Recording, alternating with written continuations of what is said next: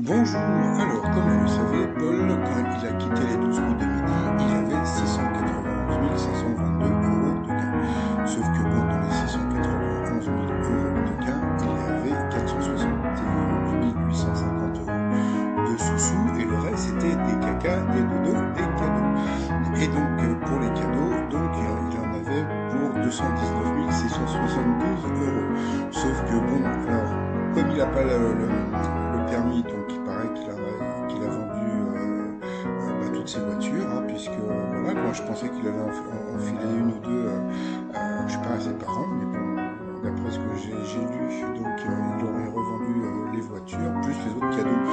Donc ce qui voudrait dire que il n'a pas vraiment touché ses 191 522 euros, mais bon, ça c'est déjà une autre histoire.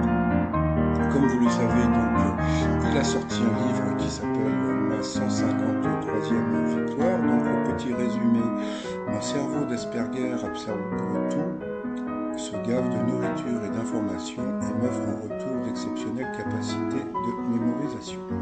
Et une inadaptation criante à la société qui m'entoure, il est ma force et mon handicap. Je suis dans la vie telle qu'on m'a vu à l'écran, un extraterrestre de 21 ans. Lorsque Paul, étudiant en histoire de 19 ans, franchit les portes du studio d'enregistrement des 12 coups de midi, il est déterminé à gagner, à dépasser ses peurs, à faire entendre sa voix, mais il est à milieu d'imaginer l'ampleur de sa réussite. Intelligence inouïe, l'adhésion du public, près de 700 000 euros de gains, ça c'est moi qui le rajoute, une victoire impressionnante, inconcevable pour celui que rien ne prédestinait à une telle exposition médiatique.